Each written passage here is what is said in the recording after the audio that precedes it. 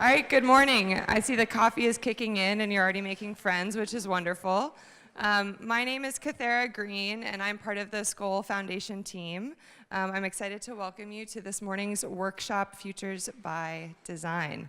You all are amazing that you're showing up so early for the first official workshop and session of the Skoll World Forum, so you're awesome. This workshop will explore how design and futures thinking can help us imagine what a possible future might look and feel like. So with that, I'd love to introduce our amazing facilitators over here, Stuart and Ceda, who are going to lead us through this amazing workshop. So join me in welcoming them. Thank you. Thanks, Kathara. Can everybody hear me okay? Excellent. Well, thank you so much for being here first thing in the morning, and thanks for having us. It's a pleasure to be here at the Saïd Business School at Oxford University and the Skoll World Forum. And as advertised, what we're here to do is to use this brief window that we have, about an hour and a half, to begin to explore the ways in which we can scaffold our imaginations more deliberately in order to imagine more concretely the kinds of conditions that might unfold in the environments and the industries and the places that we live and work in. So having given that welcome and that sort of one sentence overview, this workshop is in 3 parts, and they'll kind of become more participatory and more demanding of all of you, I have to add, as they go on. So the first part is called What is Experiential Futures? And it's a little bit of an orientation to the background and the practice that we're going to be diving into today. The second part is Scaffolding the Imagination. And in that part, you will begin to use one of the tools that we've developed in order to, to do what I just described. And then in the third part, which is really sort of where we pass the baton over to you, you'll be taking us into one of the futures that you imagine during the gameplay phase.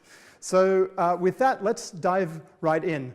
I should say, by the way, sorry, that my associate here from the Situation Lab at Carnegie Mellon University School of Design, Ceda Verbakel, will be circulating throughout the session and aiding in the facilitation. So thank you for that. All right, so part 1, what is experiential futures? Let me give you a little bit of context. So where we work is the School of Design at Carnegie Mellon University in Pittsburgh, Pennsylvania. And one of the interesting things about the school is a recent, over the last decade, kind of stake in the ground, curricularly speaking, that has been put in place is a program of transition design, which is really predicated on the idea that anything that you're designing at any scale needs to be thought about in terms of the nested layers of systemic context that it is part of, including the nested layers of temporal context that it's part of. Now, that might sound very sensible to all of you as social entrepreneurs, but this is not, in fact, how design education and design practice have necessarily traditionally been conceptualized. Traditionally, it's fairly common for designers to be trying to skillfully solve the problem right in front of them. Through the research that they do, through the giving of form, and the use of materials, and the shaping of things in ways that are aesthetically pleasing and also solve the problem at hand. That's usually where, not always, but usually where most designers have drawn the boundary of their responsibility. But at CMU School of Design, we have sort of begun explicitly to take on and embrace the notion that anytime anyone's designing anything, they should be doing it with a view to the future or futures that they're attempting to bring into being, and those that they're attempting to steer away from. So that's a little bit of context for where we're doing this work currently. Now, prior to that, I was at the School of the Art Institute of Chicago for a year. Before that, the Art Center College of Design in Los Angeles, OCAD University in Toronto, California College of the Arts in San Francisco. But before that, I came to design from a background in professional futures work. And for 3 years, I was working for a global design and engineering firm called Arup, which is best known for these sorts of projects. Really large-scale placemaking urban statements that are constitutive in a way because of the kinds of projects that they are and how long they are going to be in place. They're sort of constitutive of the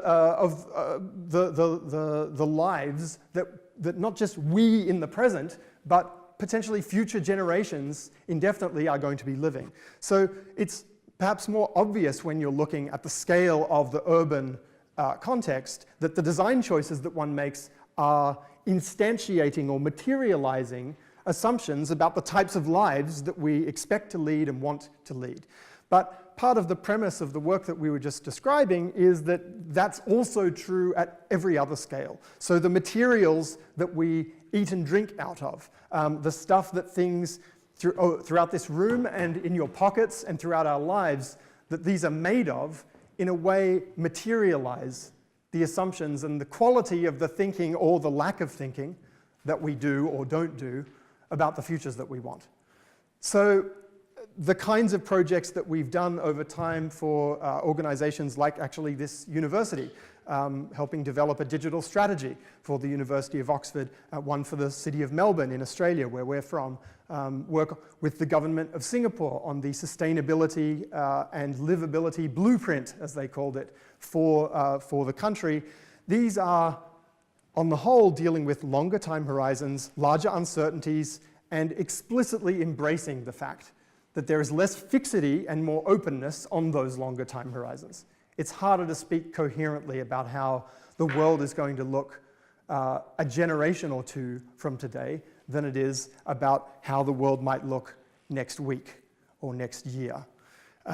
So the question becomes, how can we scaffold our imaginations to think and feel through those contexts that we might be operating in, or that we might like to be operating in, the kinds of worlds that we would like to bring into being? How can we do that more effectively? Well, that's what this workshop is about.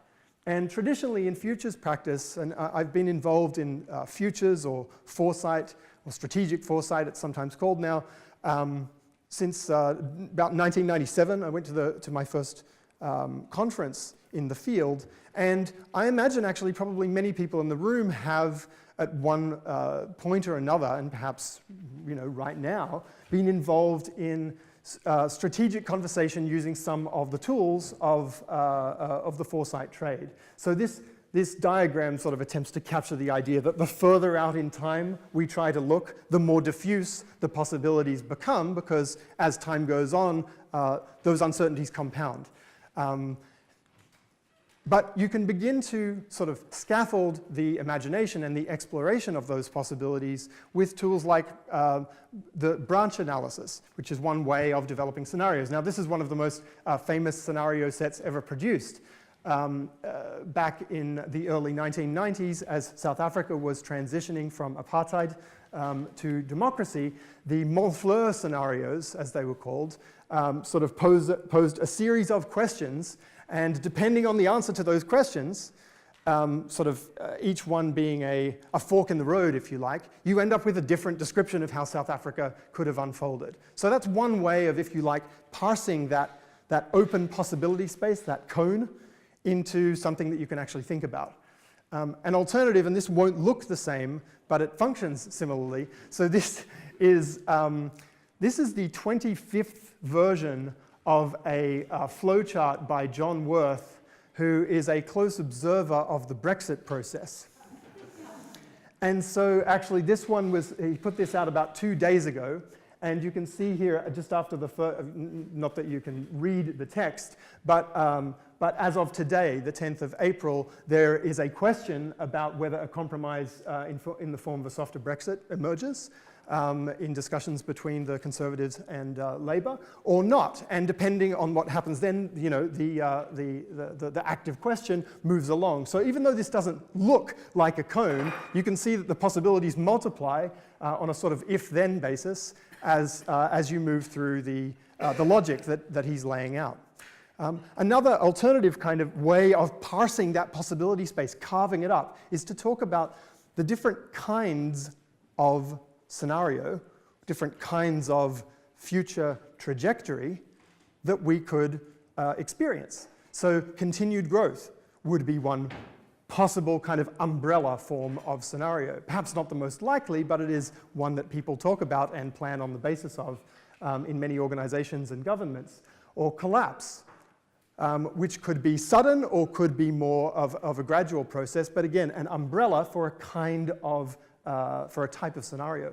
Or discipline, for those who see that continued growth indefinitely in a finite system is not possible and that collapse is not preferable, then all, for instance, environmentalist principles would point towards futures that are characterized by the deliberate embrace of certain limits and boundaries on our behavior, particularly our economic and consumption behavior. And then transformation. So the idea of this version of scenario generation is to characterize that unknowable sort of opening up of possibility space into the different types of trajectory that a society might end up taking. Or this, and this is an example of probably the most widely used form of scenario generation, the 2x2 matrix of scenario planning made famous by Royal Dutch Shell and Global Business Network. Does this look familiar to anybody here? I mean, it's on an angle, but this sort of 2x2 scenario generation, yeah, I'm seeing some heads nod. So this is actually from some work at Arup, where my former employer, and what this tries to do is describe 4 different worlds for the year 2050 that are useful to think about in terms of arriving at normative choices that allow us to move in desired directions and away from non-desired ones. And then there's this example. Now this is not derived from a 2x2 matrix, but these charts come from the SRES scenarios produced by the Intergovernmental Panel on Climate Change. The last time they did a scenario set for a wider audience was actually back in 2000. This was not included in the assessment reports, but in a special report looking specifically at how global emissions might unfold. And this screenshot is actually from the Summary for Policymakers. So to kind of put it in a nutshell, what we have here is an image from the world's peak body of climate science trying to reach some of the most busy and influential and harried and difficult to get the attention of people in the world. And this is how they're doing it. And I'm not trying to knock the science, but notice what we have here. I mean, we've got a century of change on the x-axis along the bottom, 100 years of timeline. And then on the y-axis, global carbon dioxide emissions. And of course, depending on the different assumptions that you make, you end up with different emissions levels. So they're like little mini versions of that cone that we saw a few minutes ago. And then accompanying these are a series of written scenarios. So the A1 storyline and scenario family describes a future world of very rapid economic growth, global population that peaks in mid-century, ... So this is at a 40,000-foot view, is the point, right? And each of them, each of these clusters of logics kind of describes extremely different global conditions. But it describes them at an enormously high level of abstraction, right? I mean, of course it does. It's a paragraph per scenario set about a century's worth of potentially cataclysmic change. And then more recently, we have actually a very similar kind of thing from the IPCC report, the special 1.5 degree report that came out late last year. And these 4 different pathways sort of described diagrammatically and then in text that sounds like this: a scenario in which social, business, and technological innovations result in lower energy demand up to 2050, et cetera, et cetera. Okay, but notice this. This is how we're trying to evoke the challenges of wildly differing possible worlds that we're in the process of choosing between.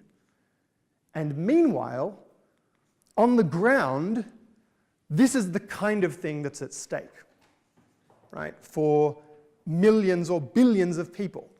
this kind of experience, the difference between this being the daily reality of countless people or not. And so these images happen to be from Hurricane Katrina back in 2005, but they could be from any number of recent cataclysms in the sort of world story of weather. So there is an experiential gulf, as we call it, between how we typically represent or narrate futures for serious purposes, like at UN summits and in boardrooms, and often in events like this, and what real situations feel like on the ground. We're actually living in a future right now. This moment, I mean, we've talked about 2019. For most of our lives, 2019 has been science fiction. And yet here we are. And how often have we ever kind of imagined the texture, the lived experience, the kind of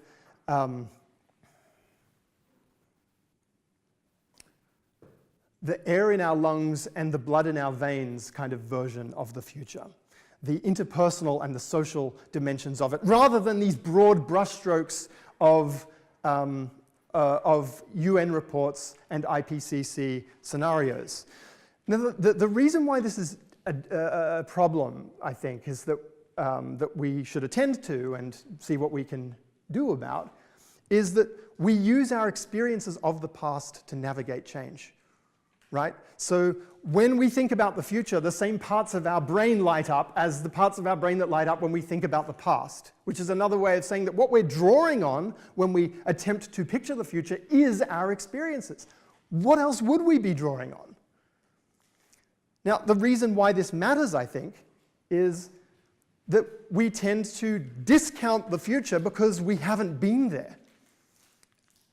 And our sense of what is real and important tomorrow is kind of a projection of what has been real and important historically and is in the present. So we kind of colonize our images of the future with the experiences we've had, including science fictional experiences, the stories that we've been told and that sort of circulate in our cultures and in our dreams.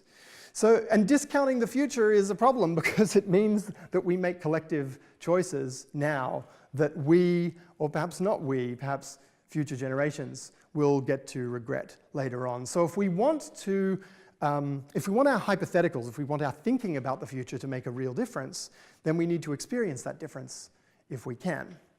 And so how can we make our thinking about the future less of a kind of cognitive, heavy thought experiment and more of an emotional immersion?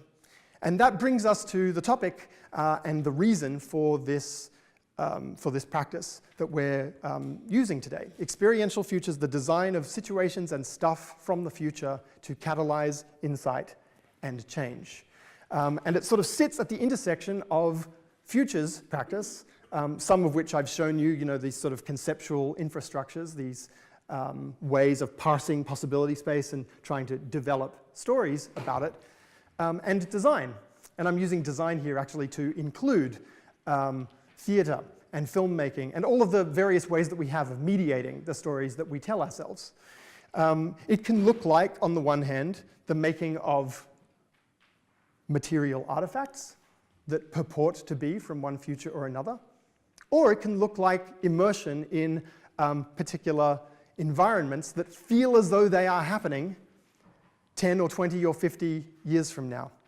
And so what you're seeing on the screen as I speak now are images from projects that my colleagues and I have done over the last 10 to 15 years, where we have created either immersive experiences or playful fragments of possible futures and deployed them into all kinds of contexts, from workshops through to people receiving things in the mail from the future, like these postcards, to site-specific installations in a particular neighborhood about the futures of that neighborhood, so that people could come across a potential sort of an instantiation or a materialization of what might occur in that place 2 or 3 or 10 years from now. And you can ask pointed questions with this type of work. Like this was done when we were grad students at the University of Hawaii at Manoa, which has a PhD program in futures in the political science department, asking questions like, what becomes of Chinatowns? This was a project for Chinatown, Honolulu. What becomes of Chinatowns in a world where China is the preeminent geopolitical superpower, right?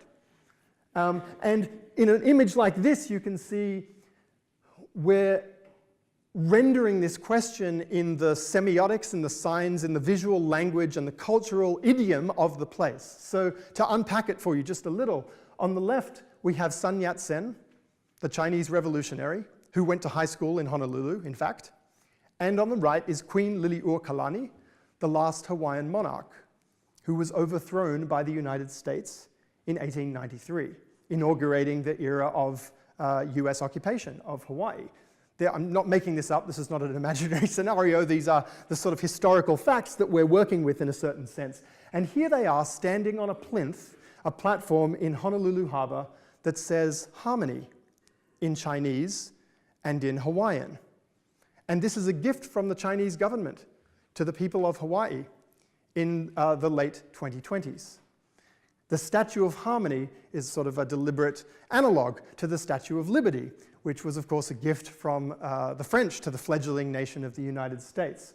But so this is a way of asking these questions about geopolitical shifts, because let's suppose that, you know, if the United States' geopolitical fortunes were to wane and those of China were to wax, and maybe China's interested in having a relationship directly with the Hawaiian Islands. It is, after all, not just a beautiful, but a strategically important place.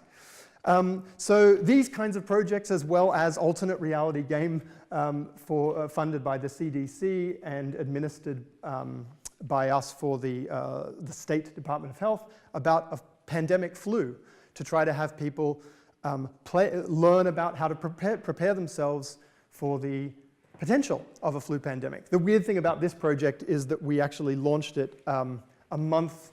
There had not been a flu pandemic in the world since 1967, and this project launched was about to launch in May 2009, and there was a flu pandemic for the first time in over 40 years, so we retrofitted it as an emergent reality game against the backdrop of real events rather than an alternate reality game against the backdrop of imaginary events, which sort of just goes to show you how no matter how earnestly you're preparing for the future, it can always blindside you.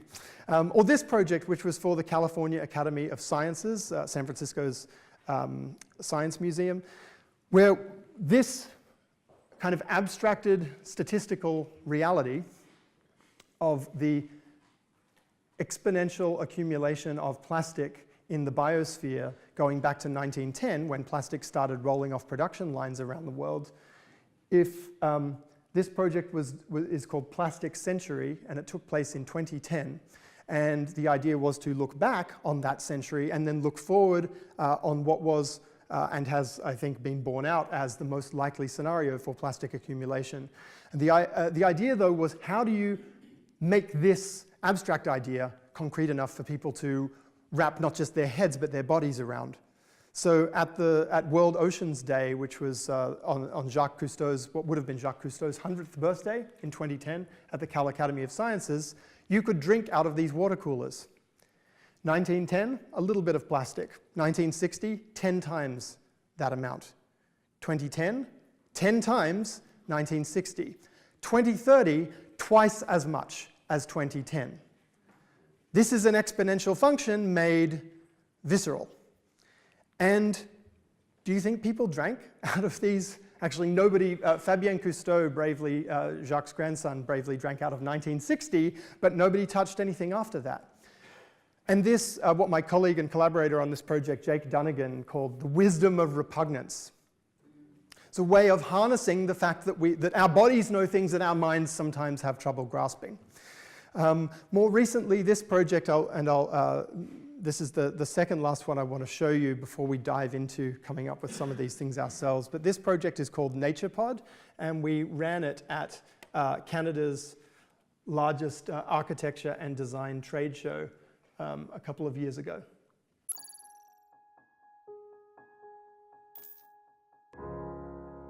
Mankind is standing at a crossroads. For the first time in history, the majority of people live in cities. We no longer work in forests or fields. Humans have become disconnected from nature. But perhaps the answer to the problem is right before our eyes. Introducing NaturePod.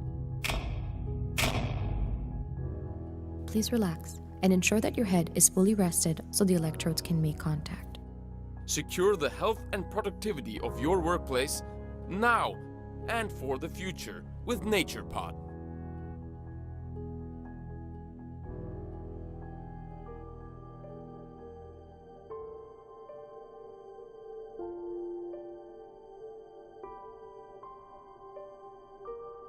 The concept of it's amazing. I actually felt like I was in nature. This is our lunch break, and I was like, we're spending 5 minutes.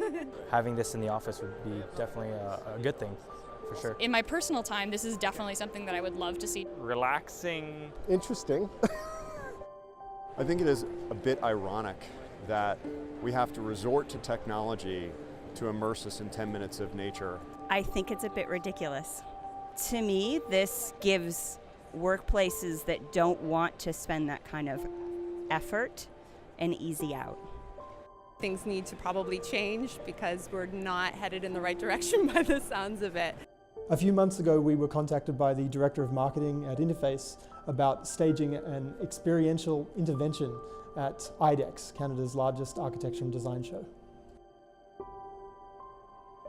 We get so inundated every day with product, and not realizing how does that product impact us. And we wanted this project to help people think a little bit differently. Our objective with NaturePod was kind of to create this paradox. I thought it was absurd. The fact that we were face planting people into a screen and called it nature. Please repeat. I am one with nature. I am one with nature. I am one with nature. When the IMAX movie of the Grand Canyon was first put up in an IMAX theater right next to the canyon. And people just went, what the hell are you thinking? The real future, the one we get, is going to be created by the actions of all of us. By creating NaturePod from the year 2021, a possibility to think and feel with, we give ourselves the opportunity to decide which way we want to go. When you do a project like this, it looks like you're designing a product. You're not. You're designing a higher quality conversation. The touch points that we have with reality are becoming really tenuous, and you're exploiting that. When you say I am one with nature, yeah, I was like, well, I don't know if I am really, but yeah, I want to be. Speak to a sales representative today to learn more about a range of solutions for bringing nature into your workplace or corporate function. Goodbye.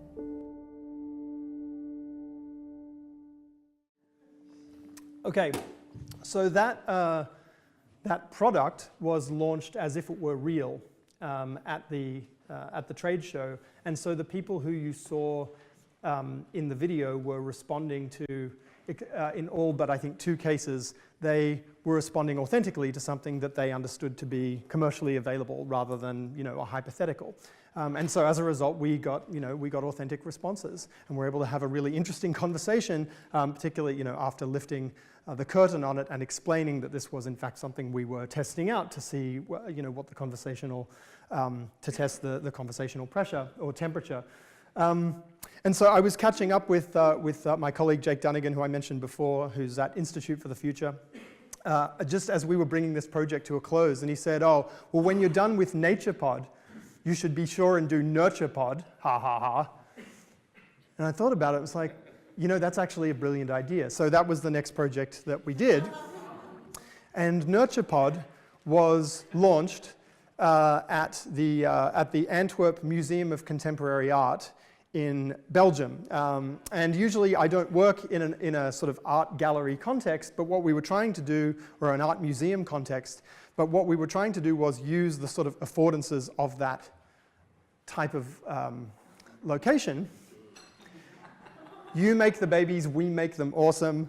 And to pose this question about the march of the screens into every corner of our lives, and to reflect on what that might feel like for it to go even further than it already has. And so this whole design space, I've just sort of shown you a constellation of things from within it. I believe you may have heard yesterday from Anab Jain, one of our colleagues who does a similar work, design futures work or experiential futures work. It can, as I say, sort of span the gamut from the physical artifact that you receive in your mailbox or that maybe gets slipped under your office door, just incepting that little thought for you, through to immersive scenarios that are opportunities for collective discussion about what may happen and what people would like to see happen. So this question of how to support kind of specific creative ideation around the possible manifestations of alternative futures means sort of coming down from the clouds of these kind of abstract delineations of possibility and becoming really more specific about where in the design space of possible worlds we want to devote our attention. And it's a vast design space. If you think about it, I mean, it's all possible futures, which are innumerable, multiplied by all the possible contents of those futures, all the room scale situations. It doesn't mean that that they are all necessarily imaginable, but conceptually, that's the space that we have to work with. So it's big. And it means kind of coming down from the grander ideas of a kind of world, a setting, through a specific hypothetical, a scenario, which is where a lot of futures work has stopped traditionally, bridging the experiential gulf into a situation like this, one-to-one scale, a situation or interaction you can actually inhabit, and the stuff that populates it. So a few years ago, I was working for Wired magazine on their Found Artifacts from the Future. I don't know if you saw this. It ran for about 12 years. It was on the back page of Wired magazine. And it was every month we would come up with a thing from the future that would go on the back page. And it was always sort of, a photo illustration made to look real, often tongue-in-cheek, very tech geek thing, sort of culture, because that was Wired's wavelength.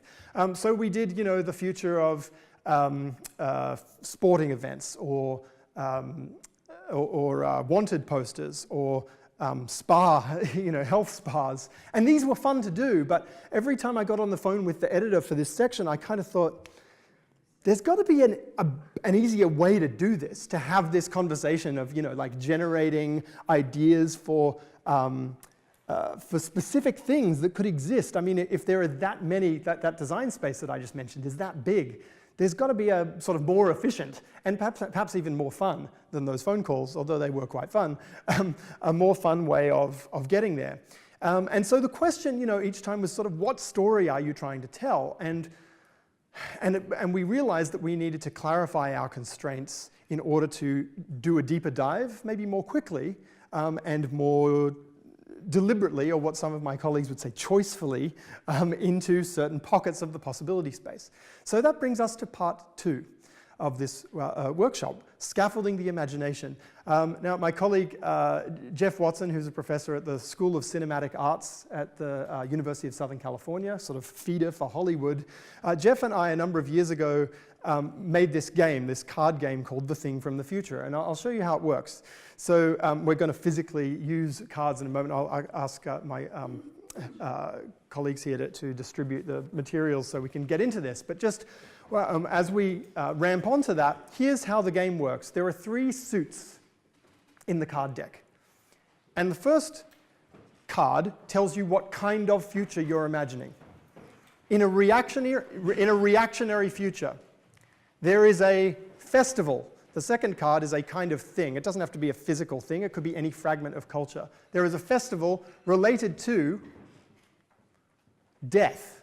That's a little bit grim. I wasn't thinking. Yes, okay, but anyway, in a reactionary future, there is a festival related to death. What is it? That's one prompt. Let's try another. In a feminist future, there is a device related to class. What is it? Just give your mind a second to go there. In a feminist future, there's a device related to class. What is it? A kind of future, an artifact, or a fragment of culture, and a theme, an aspect of the world. Future, theme, and thing. So let's do a warm-up round. I'm going to ask you to actually turn to the person next to you and come up with a response to this prompt. In a joyful future, there is a monument related to governance. And we'll set this in 2050. So it's 2050, it's a joyful future, there's a monument related to governance. What is that monument? See if you can come up with one.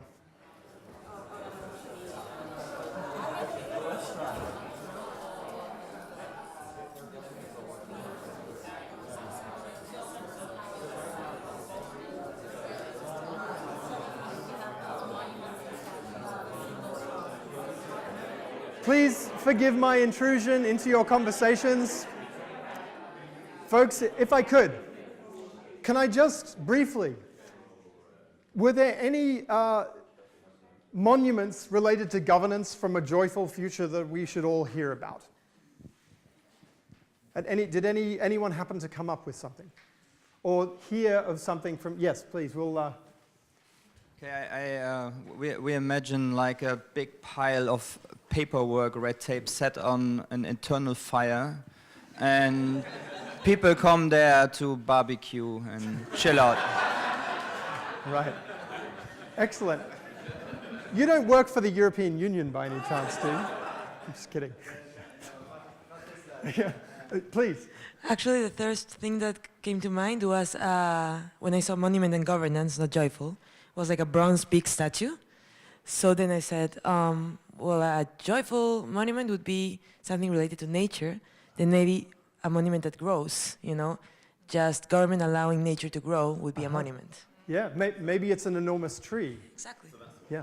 Yeah. Oh, you have another one. Okay, we'll hear from... oh, thank you. All right, we'll hear from two more. There was one over here. I was just saying we came up with a similar concept of joyous nature, nurturing native species alive. So.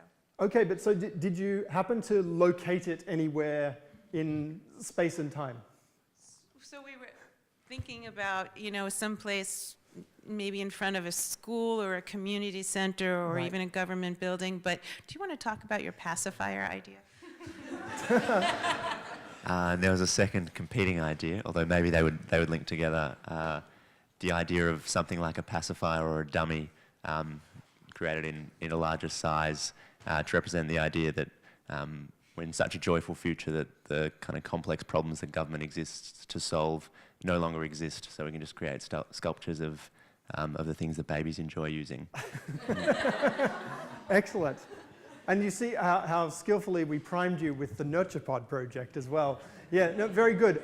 Was there one more? Shall we perhaps from over this side of the room? Oh, there is? Okay, no, great. Yes, please. So ours is a virtual, well, our idea, collectively, a virtual and augmented reality installation that engages all of your senses. So it's sight, sound, it's touch, it's emotions. You kind of walk into this installation around, it's 2050 and it's around elections. And so as themes emerge around the talking points of each person who's being elected. So some maybe candidate A is dealing with unemployment, so like the positive aspects of how they might tackle that challenge, and then like healthcare and different issues. But like the point of it being the sound elements, and like there's by that time advancements have been made around sort of neurochemical experiences and releasing dopamine and the like around particular sound, sights, touch, sense, etc. That's a very rich tapestry for only 2 minutes worth of conversation. Thank you. So my one little bit of feedback, and this is to everyone, is to urge you, as you try to think about these things from the future, to urge you to get specific. So if you can say what the name of a policy is, or the brand of a product, or the specific location and even circumstances of the unveiling of the statue, if that's what it is, to sort of challenge yourself to get more concrete, not to stop at the level of the concept, but to keep going, and sort of almost to turn the prose into the punch of a haiku. So that semi-arbitrary prompt that you just saw is one of 40,000 or so in the deck in front of you. So I'd like you to open the deck, if you would, please. Whoever's happy to open the cards on behalf of the group. And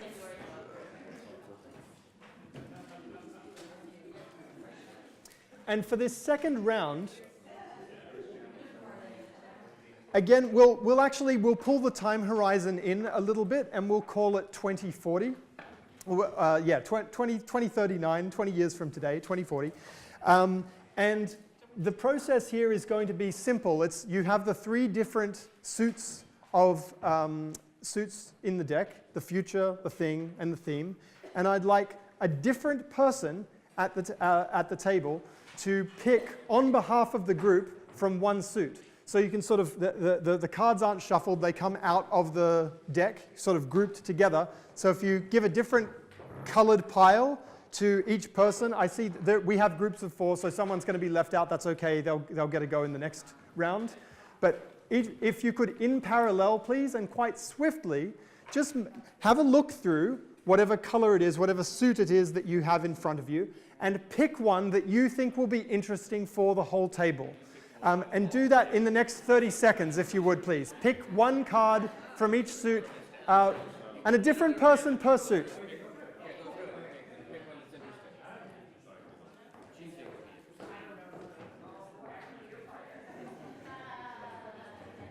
Something that grabs you. 20 seconds.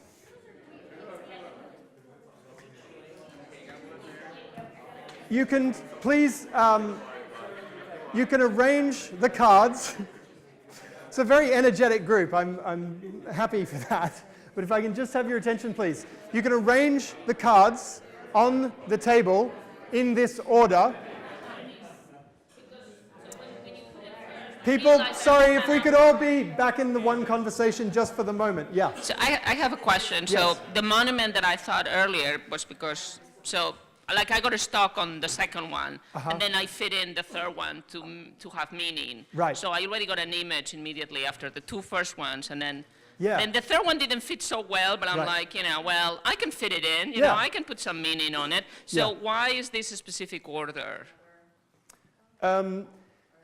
Why this specific order? Well, I figured that if I would have had, the blue one, it was governance before. If I would have had that number 1, the image that would have come to my mind, but it would have been completely different than the fact that it was joyful. It's true. I mean, you don't have to go with the first thing that comes to mind. Really, the idea or the challenge of the game is to synthesize all 3 constraints into something that is responsive to all 3. But it's kind of really to do, it's just, it's kind of English syntax in a sense, that, in a something, if it were in a something future related to something, there is a something, then this would modify that rather than this. Because if it said in a something future related to education or spirituality or whatever, then this would appear to be coloring the entire future, and that's not the idea. It's that in any given future, all of these different aspects of society or of life are operative.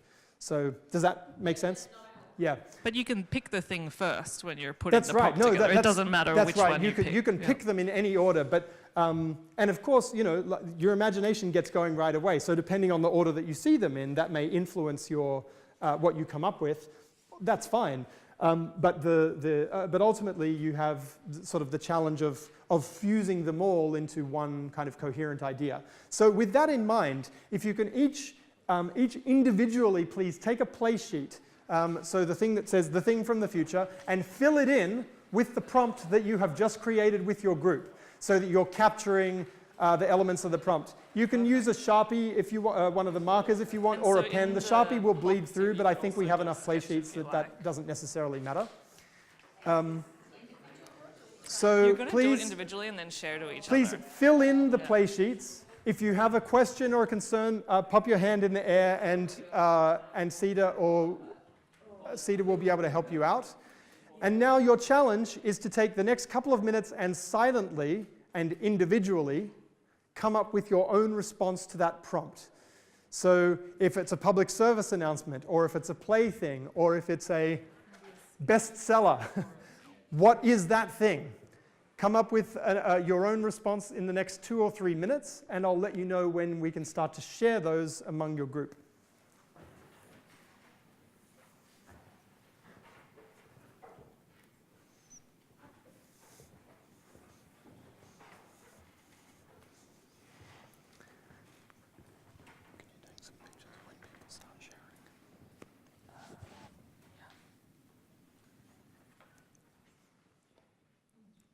So you can transition into sharing your ideas with your fellow group members. And as you begin to do that, listen out for what you think are the best and most promising ideas, and maybe you can even build on it and come up with something better collectively. But you should be able to choose sort of what, as a group, you think is maybe your favorite or most promising response to the prompt, just in the next few minutes together. Away you go.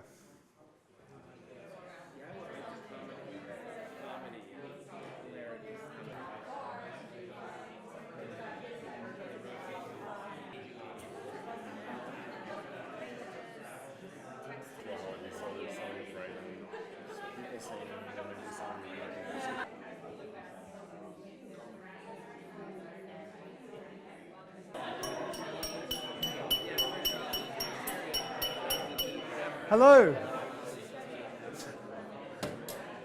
All right, gang, sorry to interrupt all this energetic conversation, but if I could please, it'd be great to hear, if we could. All right, excellent. We do need to move along. Sorry about that, but can I just ask, were there any particularly outstanding things from the future that you heard from maybe one of your neighbors in this last round? Does anybody want to dob someone in to share with the whole room? Yeah, it looks like. Tanner, would you mind? Yeah.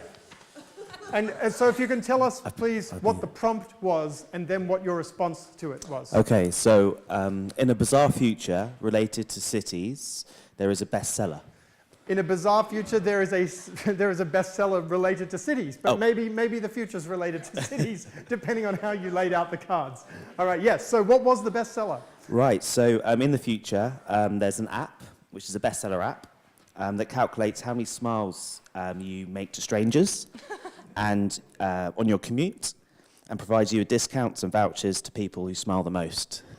So it's like a public health initiative to try and make people's lives more joyful. Do you but write it's totally Black fake. Mirror or something? That's really, I'm Charlie Brooker. Really grim. And what's this app called? This best-selling app from 2040? Let's crowdsource it. Let's crowdsource it.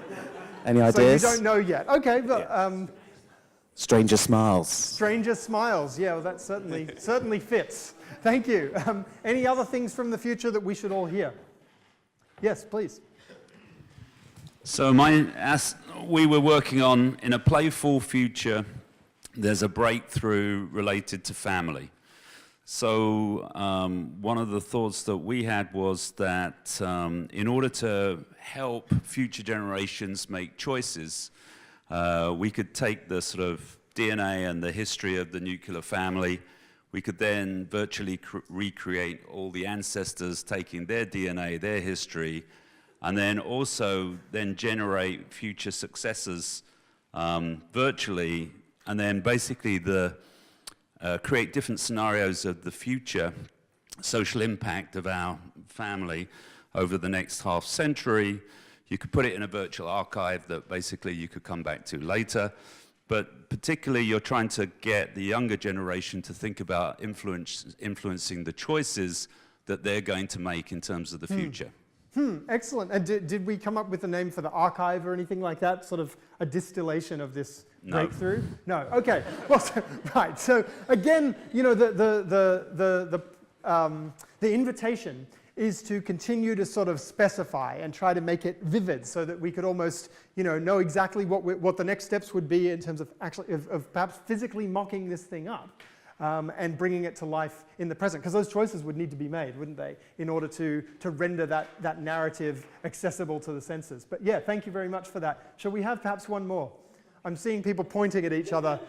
Over here. Right, that's unresolved. We'll do it here then. Thank you, please. Okay, so we have, in a grassroots future, there's a festival related to identity. So what we came up with is an art festival that helps to celebrate the light, the gray, and the dark areas of humanity, and understanding how they both help to improve our living conditions and the compromises that we actually accommodate because of the gray areas we have in us. And it's also a gender-neutral and all-inclusive festival that actually celebrates humanity. That sounds very promising. Do we know what it's called, the festival? Oh, okay. We've got the beginnings of some visualization as well. Yes, we Excellent. actually have that. Yeah, and the name and the location of the festival, did that surface yet? No, not yet. You're tempted to crowdsource that, I imagine. Yeah. No, well, look, okay, but you can see that the pattern we're looking for here, you come across sort of the beginnings of an idea, and then you want to try to make it more concrete. And in the initial sort of runs of this game, actually the first purpose that we used it for was to fill up a vending machine with artifacts from the future, all created in one day by participants at a design jam in Toronto. And we followed it up with one at NYU. And the game has been played all over the place, at Indiecade, at the Toronto Maker Festival, at UNESCO for the World Youth Forum. We did a bilingual version. At the Amplify Festival in Australia, Inc. Conference in India. We did a Portuguese and English version for the Museum of Tomorrow, Museu do Amanhã, in Rio de Janeiro. And in that case, actually, the participants converged on posters from alternative futures for Rio, and then physically made them and took them out into the street and installed them, and then documented the installation and brought them back to share at the end of the day. We recently have been doing this with the United States Conference of Mayors. So mayors from across the US, exposing them to the city's version of the thing from the future, and they choose the condition, the description of the city that is visionary and appropriate to their locale, right, to the constituency that they are responsible to. And then they make a poster on a topic that's relevant to their interests. And this is in collaboration with the Governance Futures Lab at Institute for the Future and an organization in Austin, Texas called Civic.io. There's now a growing collection of posters from the future that are the fruit of the imaginations of American mayors, describing versions of 2030 that they hope to see happen. And so we did actually last summer, Ceda and I ran a workshop at the Cook Inlet Tribal Council in Anchorage, Alaska. Cook Inlet Tribal Council represents 11 Alaska Native tribes, and they began to develop this for use in the social programs that they have for recently incarcerated people being reintegrated into society, for troubled youth. Really an amazing array of social purposes that we don't presume to know anything about the specific details of in that cultural context, in that place. But the point, and the reason I'm mentioning this, is because the idea of this as scaffolding is that you can tune it or torque it in the directions that are relevant to the conversations you want to have in the context where you are. We also ran a process for the Obama Foundation, the launch of the Asia Pacific Leadership Program in Honolulu in January, and there is a really amazing kind of array of organizations that have found one way or another of incorporating this scaffolding into their, through the processes we run with them. Including a recent project we did for Institute for the Future in Palo Alto and the World Bank Climate Investment Funds called US Earthforce, which is an imaginary organization founded in the year 2029. It's the 6th branch of the United States military. And so we created the fragments of the advertising campaign that launches this thing. Because the idea here, and this is not necessarily an ideal, but it is a possibility, that the longer or the more belated the response to climate change at the federal level in the United States, the more likely it is to need to be militarized and to take a form that it maybe wouldn't have taken or wouldn't have needed to take if it had been addressed sooner. So these are all kind of sort of a mosaic of fragments of this possible future as seeding for conversation about what we think responsible climate action could and should look like a decade from now. or this project which we did for the International Federation of Red Cross and Red Crescent Societies, with a modification of this framework. This was, I mean, I'm mentioning these projects because this is how we've used the materials to come up with future artifacts that are appropriate to context, to the organizational conversation that needs to be had, to the strategic challenges. And so it was a slightly different structure. There is a something found somewhere, and the somewhere was locations at the biennial strategic meetings, where they have 1,000 people come from the 191 member countries, you know, the Red Cross and Red Crescent societies representing pretty much everywhere on the planet. And we made these artifacts for installation at that event, like this one to go in the bathroom. I don't think they actually used this, unfortunately. Or this to go in the lobby of the conference, about climate migrants becoming a political force.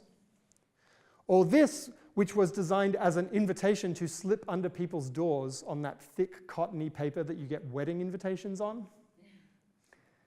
Global network of the Red Cross and Red Crescent, established 2025, your invitation in 6 languages. And then you open it up.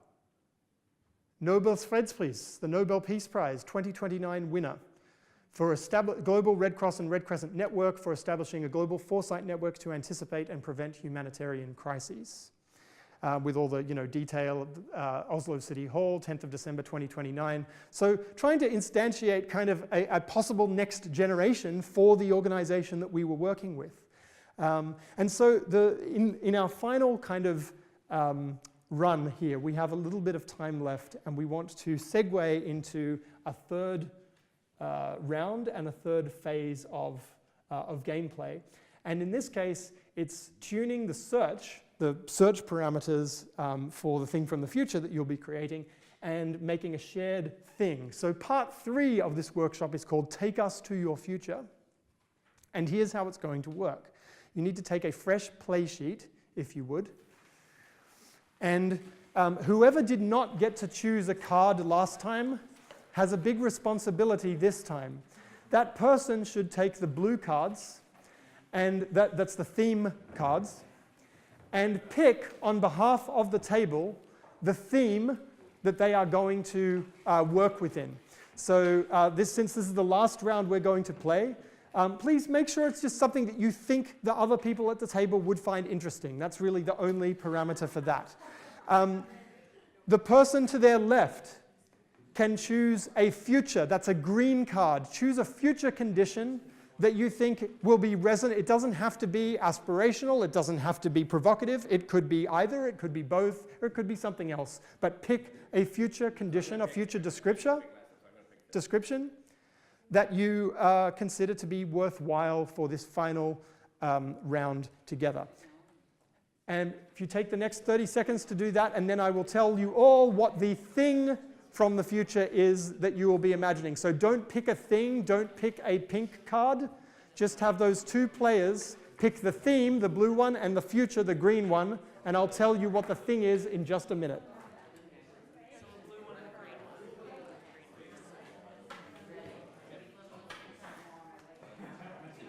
All right, does everybody have those 2 cards?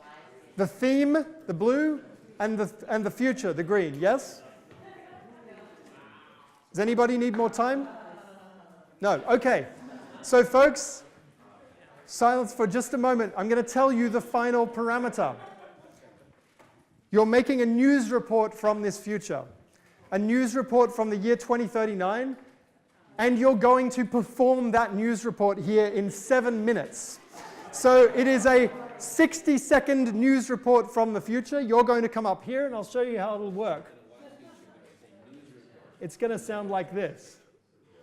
Oops.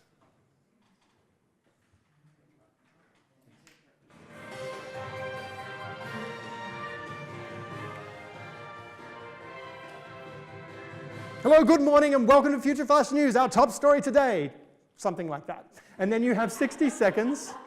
Then you have 60 seconds, each group, You can decide how you're going to do that. We'll put a couple more chairs up here so that you can all participate. But you only have 60 seconds, and we do need to time box it strictly. Oh, and we're in now you have 6 minutes. So 6 minutes to create this news report from 2039. You can write. This is a collective thing, so you can all revolve around one play sheet or ideate collectively, however you want to do it. But you're on in 6 minutes. Okay. 2039. 20 years from now. We'll just give them the two. Handheld.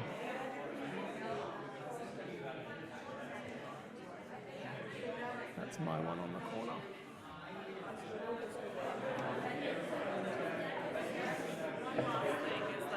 Tana has a bunch of...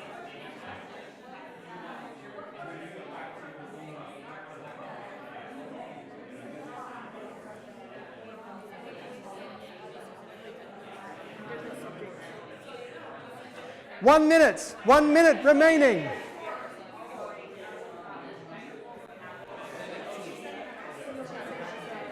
All right, folks. Apologies, but this is live TV. We can't delay it. So we have our first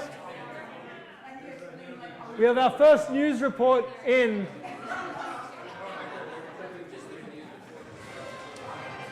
Five, four, three. Hello and welcome from Nauru. Here today, 37 spiritual leaders from across the globe, all pictured here in high visibility vests and steel-capped boots with shovels, have on this 41st annual Earth Day in 2042 taken down a dam that has for however many years since it was in 2018, destroyed an ecosystem, both spiritual and physical, and enabled a connection with people back to their land. Ta-da.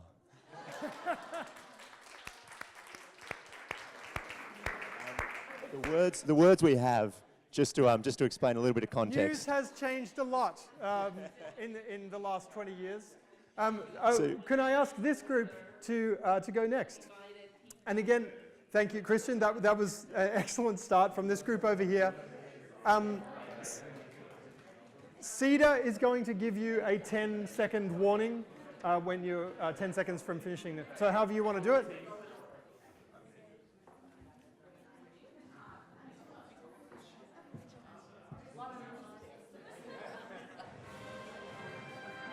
Four, three, two. So this is in a hilarious future. There's a news report about a new form of transportation. So live today, we come with news of a new way of transporting yourself around the globe. This prototype process involves cell transplantation, and because it's hilarious, you actually go into an animal and then are transported across the globe in seconds. And in today's news, a man 74 years old named Jeff Skoll from Palo Alto, California, turned out into a flying cockroach, trying to get from his house in Palo Alto to get to the Skoll Forum conference. He arrived in Oxford at the Skoll conference, but he's disappeared now, and we have not been able to materialize him and get him back to Palo Alto, California. Breaking news, we're standing by, hoping he rematerializes. Thank you. Thank you very much. Very good. All right, some super weird news there from 2040. If I could invite this group to go next.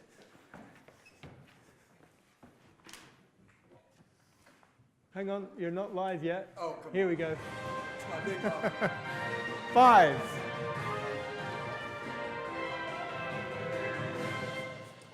In place of your usual news anchor today, this is Dr. Godley.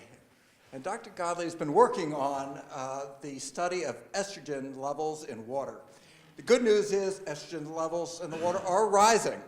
Feminism is on the rise and the future looks promising. Thank you so much. Very good. Short and sweet news from the future there. All right, this group, please. Yeah.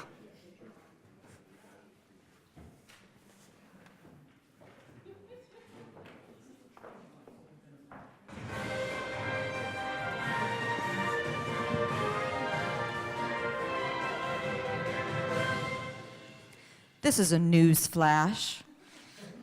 Imaginatrix is a social imagination network which allows members to connect with other Imagineers to build the capacity for more resilience in the face of our biggest challenges. And now live from the field. Thank you, Heather. This is Sonia reporting live from Melbourne, Australia, where Typhoon Goliath has struck, leaving hundreds of thousands of people desolate and stricken. 130 people have been implanted with the Imaginatrix chip, which is allowing them to share ideas around what to do in the situation. Incredible resilience we're seeing through through the social network of Imaginatrix users. Thank you, Heather. Back to you. Thank you, and off we go. Great. Yes. And attention spans have changed in 2040, so you can just bounce back and forth between the weather news and the tech news, and everybody just totally, it's totally fine. No, thank you so much. Over here next.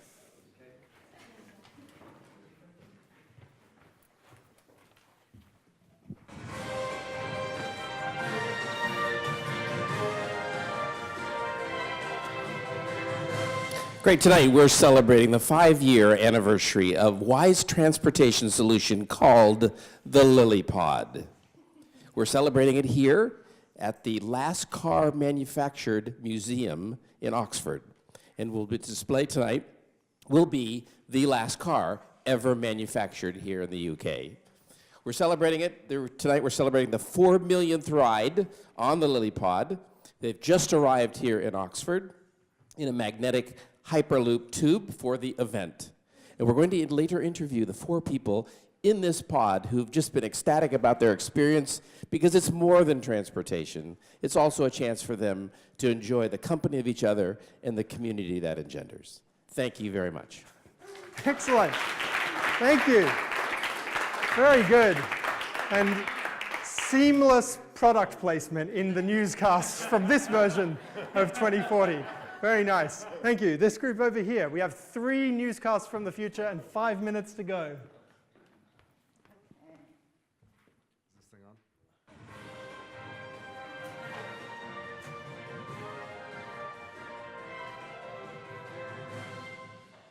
Hello from Nairobi. Today, the International Culture Court has convened to judge on the case of an international trade dispute between the Inuit Nation and the Distributed Mixed-Race Global Cooperative. The court's ruling has just been released, and we will go to our reporter in the field, Seth. Thanks, Nisha. The cultural countries are so excited to have the boundaries of colonized countries destructed, and now to have the free trade agreement completely open for the whole world, and that justice will now prevail for all the cultural communities around the world. All right, and that is our news for today. Yes. Excellent. Yep, and the... In a decolonized future, there's a news report related to justice. Oh, thank you so much. Very good, yes. Excellent. We have, I believe, 2 teams left. May I invite you to take us to your future?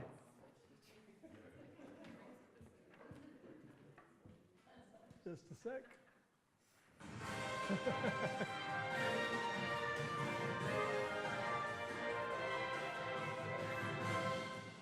I'm reporting here from Oxford University, and we have breaking news. The AI robot teacher, Mrs. Collins, has now wiped out all human teachers. They are liberated from ever having to grade or teach or deal with students again. She was introduced last year in 2038, and she's taken the education world by storm. She's teaching millions of students all over the world in different languages, and this is the closest we've ever gotten to achieving universal education. This may be a sign that universities here like Oxford might disappear in the future. We'll be watching. Thank you. Thank you.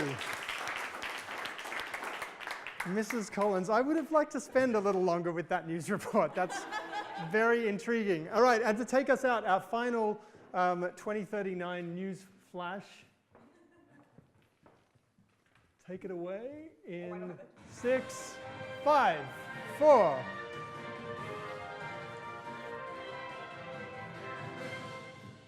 Breaking news, this is Kathleen Godley, K-Dog Godley, from A Free Future in the Field of Genetics. Out of the Dakotas, we have found a cure for both diabetes and alcoholism in Native American populations. Dr. Grimey, can you tell us how you did it? This is Dr. Grimes, or Dr. Grimey, as my friends call me. Just letting you know, I've been working with CRISPR for the last 20 years, and the CRISPR technology has decreased in its, increased in its affordability 100-fold, and increased in its accessibility by 100 times.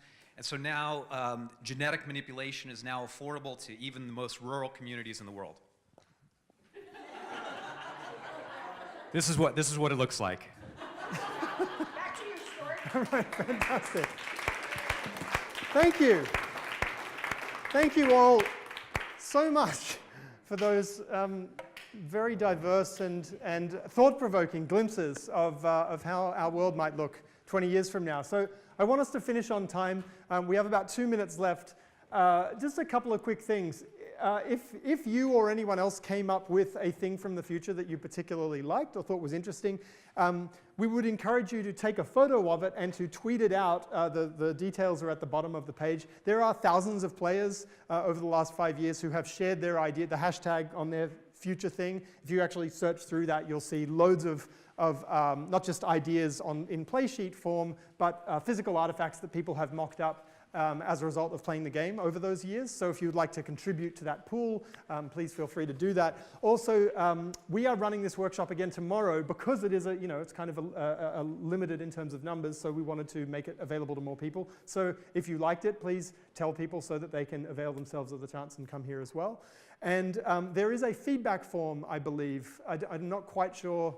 Are they on the table? Is that how it works? So if you have a second to do that now, they drop it on the way out, Tana? How's that work? Just leave it on the table. So if you want to take a moment and tell us what you thought, since we're doing it again tomorrow, we could possibly take your feedback on board and make some shifts. But look, I did want to thank you very much for your participation and your energy first thing in the morning. Really, this is just sort of scratching the surface of a practice that you, I hope, can begin to see might be useful in some of the contexts that you operate in. You came up with these wildly creative things in just a matter of minutes. But if you devote a bit more time to creating scenarios and instantiations or materializations of those scenarios that are compelling and catalytic for the context where you are, you can really start to change the conversation. So thank you for being here. Thank you for your attention, and have an excellent Skoll World Forum. Cheers.